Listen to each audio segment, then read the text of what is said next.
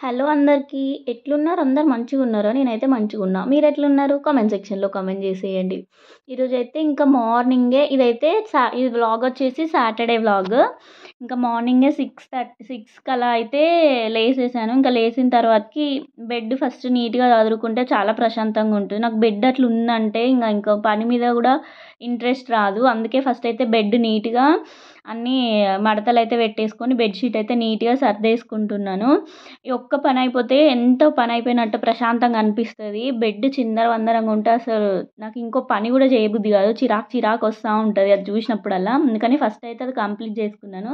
ఇంకా ఈరోజైతే బ్రేక్‌ఫాస్ట్‌లోకి నిన్న ఏం పిండి అవి అయితే నానబెట్టుకోలేదు. సో, ఇంకా పూరి చేద్దామని చెప్పేసి పిండైతే తడిపి పక్కన పెట్టేసుకున్నాను. ఇంకా పూరీలోకి కాంబినేషన్ వచ్చేసి ఆలు కర్రీ చేద్దామని ఆలూస్ అయితే బాయిల్ చేసుకోవడానికి కుక్కర్‌లో పెట్టి స్టవ్ మీద అయితే పెట్టేసాను. ఇంకా అవి ఉడికేలోపు ఇక్కడ ఖాళీగా ఉండడం ఎందుకులే అని చెప్పేసి ఇల్లైతే ఊడ్చేసుకొని ఇంకా మాప్ అయితే పెట్టేద్దామని చెప్పేసి ఫస్ట్ ఇల్లైతే నీట్‌గా తుడుచుకుంటున్నాను.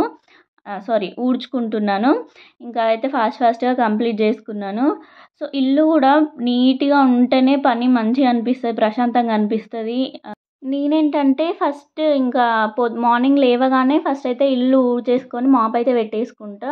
నార్మల్‌గా చాలామంది ఏంటంటే ఇంకా ఇంట్లో వర్క్ అంతా అయిపోయినంక లాస్ట్‌కి ఇల్లు ఊడ్చుకుందాంలే మళ్ళీ అంత చెత్త పడిద్ది అని అనుకుంటారు కానీ నాకైతే ఫస్ట్ చేసుకుంటేనే ప్రశాంతంగా అనిపిస్తది. లేకుంటే ఆ చెత్త అంతా చూస్తుంటే చిరాకు వస్తా ఉంటది. అందుకనే కావాలంటే మళ్ళీ పనంతా అయిపోయినంక మళ్ళీ ఇంకొక్కసారైనా ఊడ్చుకుంటా కానీ ఫస్ట్ అయితే పనికి ముందే ఇదైతే కంప్లీట్ చేసుకుంటున్నాను.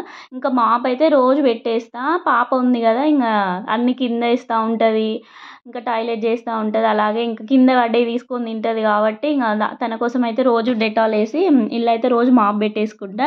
ఇంకా అది కంప్లీట్ చేసుకొని వచ్చేలోపు పొటాటోస్ అయితే బాయిల్ అయిపోయినాయి. ఇక్కడ అవి పీల్ చేసుకొని పక్కన పెట్టేసుకొని ఇంకా స్నానం అయితే చేసి వచ్చేసాను. ఇంకా దేవుడికైతే పూజ చేసుకుందాం అని చెప్పేసి ఇక్కడైతే ఆ అరేంజ్‌మెంట్స్ అయితే చేసుకుంటున్నాను.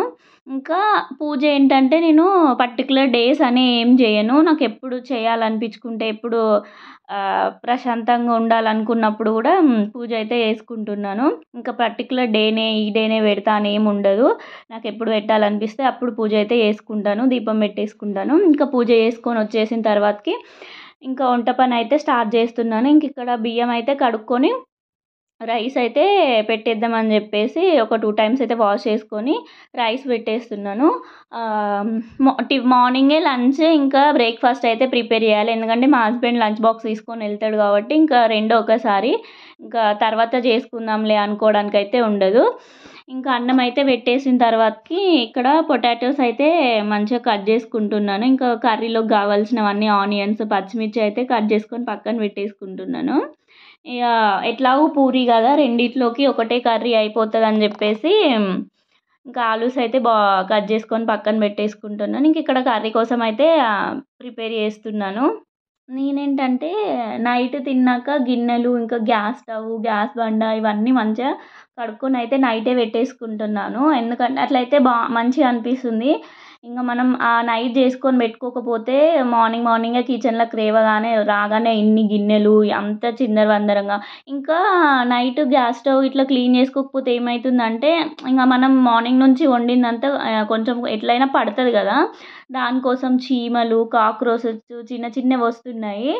అందుకని నైట్ అయితే కడిగేసి పెట్టేసుకుంటే నీట్‌గా ఉంటుంది. ఇంకా మార్నింగ్ లేవగానే వంట చేయడానికి కూడా ప్రశాంతంగా ఉంటుంది. అందుకని చెప్పేసి గత కొన్ని డేస్ నుంచి అయితే నేనైతే అలానే చేసుకుంటున్నాను. సో, పని కూడా ఈజీగా అవుతుంది మార్నింగ్. అక్కడ కర్రీస్ 2 గ్యాస్ మీద పెట్టేసి అయితే పూరి అయితే ఒత్తేసుకుంటున్నాను. ఫాస్ట్‌గా చేసేసుకొని కాల్చేసుకుంటే అయిపోతది. మా హస్బెండ్ ఏంటంటే మార్నింగే వెళ్ళిపోతారనమాట 8:30కి అలాగా. అప్పటిలోపు అన్నీ అయితే కంప్లీట్ చేసేయాలి.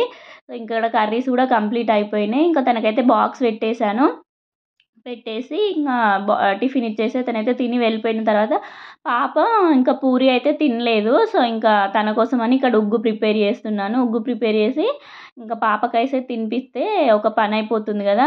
వీళ్ళకి తినిపించడమే పెద్ద టాస్క్ అసలు. ఆ పనంతా చేసిందంతా ఒక ఎత్తు, వీళ్ళకి తినిపించడం ఒక ఎత్తు. అంత టైం పడుతుంది. తినిపించడానికి, అటు ఎత్తుకొని ఇటు ఎత్తుకొని ఏదో ఒకటి చేసి అయితే తినిపియాలి. వాళ్ళు తింటేనే మనకు ప్రశాంతంగా ఉంటుంది. Thank you for watching. ఛానల్ని తప్పకుండా సబ్స్క్రైబ్ చేసుకోండి, అలాగే ఒక లైక్